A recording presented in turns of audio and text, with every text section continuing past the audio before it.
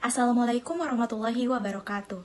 Kami dari kelompok 6, saya Siti Nadifa Latuwo dengan NIM 23 10 11 20 17 19 dan rekan saya Siti Rizkia. Di video ini kami akan memenuhi tugas mata kuliah Statistika Inferensial dengan dosen pembimbing Bapak Prima Sadewa. Di video ini kami akan membahas pertemuan 6 yaitu tentang uji normalitas. Definisi uji normalitas menentukan apakah data berasal dari populasi distribusi normal. Distribusi normal bersifat simetris dengan mean, median, dan modus, dan berbentuk lonceng pada histogram. Distribusi normal adalah distribusi yang penting dalam analisis statistik. Alasan pentingnya distribusi normal yaitu 1. Banyak variabel dependen diasumsikan berdistribusi normal dalam populasi. 2. Asumsi distribusi normal memungkinkan kesimpulan yang akurat atau mendekati. 3. Uji normalitas penting untuk menentukan statistik yang sesuai dalam analisis inferensial. Penggunaannya yaitu 1. Mengukur data berskala ordinal, interval, atau rasio. 2. Wajib pada metode parametrik dengan syarat data berdistribusi normal. 3. Statistik non-parametrik digunakan jika data tidak normal atau berskala nominal atau ordinal. Tujuannya yaitu menentukan apakah data berdistribusi normal atau tidak. Nah, bagaimana sih dasar keputusannya? Dasar keputusannya yaitu ada 2. Jika LH hitung lebih besar LT label, maka H0 ditolak atau data tidak normal. Yang kedua, jika LH hitung lebih kecil LT label, maka H0 diterima atau data normal. Hipotesis statistiknya yaitu H0 adalah sampel berdistribusi normal dan H1 adalah sampel tidak berdistribusi normal. Metodenya yaitu ada Lilliefors, Kolmogorov-Smirnov, Chi-square, dan lain-lain. Selanjutnya ada uji normalitas Lilliefors atau LO. Menurut Sujana 1996, uji normalitas data dilakukan dengan menggunakan uji Lilliefors atau LO.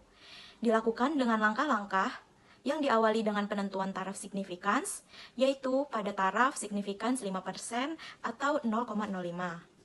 Hipotesisnya, H0 yaitu sampel berasal dari populasi distribusi normal dan H1 sampel tidak berasal dari populasi berdistribusi normal. Kriteria keputusannya ada 2, yaitu jika diterima H0 jika LH hitung lebih kecil LT label, dan jika ditolak H0 jika LH hitung lebih besar dari LT label.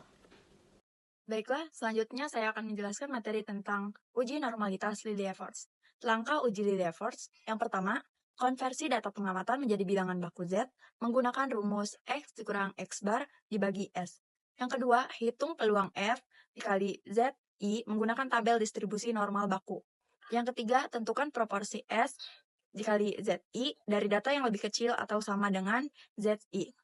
Yang keempat, hitung selisih F dikali ZI dikurang S dikali ZI dan catat nilai terbesar yaitu L0. Yang kelima, bandingkan L0 dengan nilai kritis L table. Baiklah, selanjutnya yaitu uji Kolmogorov-Smirnov. Definisinya yaitu tes satu sampel Kolmogorov-Smirnov adalah suatu tes goodness of fit, artinya yang diperhatikan adalah tingkat kesesuaian antara distribusi teoritis tertentu. Tes ini menetapkan apakah skor-skor dalam sampel dapat secara masuk akal dianggap berasal dari suatu populasi dengan distributif tertentu itu.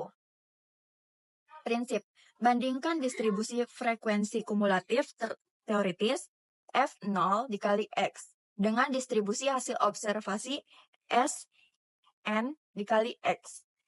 Definisi maksimum F0 dikali X dikurang Sn dikali X digunakan untuk menilai perbedaan terbesar. Kriteria putusannya yaitu, jika deviasi maksimum kecil, sampel dianggap sesuai dengan distribusi teoritis di bawah H0. Jika deviasi besar, H0 ditolak, menunjukkan perbedaan signifikan. Selanjutnya yaitu uji Kolmogorov-Smirnov.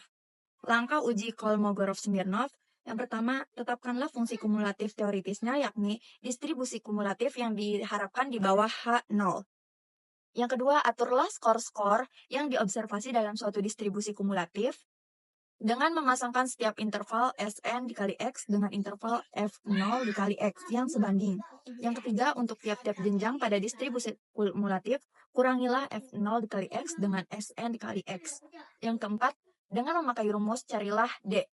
Yang kelima, lihat tabel E untuk menemukan kemungkinan dua sisi yang dikaitkan dengan munculnya harga-harga sebesar harga D, observasi di bawah H0 jika P sama atau kurang dari 0. Tolaklah H0. Selanjutnya itu uji normalitas CHI kuadrat. Langkah uji CHI square. Yang pertama, merumuskan hipotesis. H0 yaitu data berdistribusi normal. Jika HA yaitu data tidak berdistribusi normal. Yang kedua, menentukan nilai uji statistik. Yang ketiga, menentukan taraf nyata. Untuk mendapatkan nilai CHI kuadrat table, yaitu X kuadrat table sama dengan X kuadrat dikali 1 dikurang A dikali DK. Nah, yang terakhir menentukan kriteria pengujian hipotesis. Oke, mungkin hanya itu materi yang dapat kami sampaikan. Mudah-mudahan materi yang kami sampaikan dapat dimengerti. Terima kasih. Wassalamualaikum warahmatullahi wabarakatuh.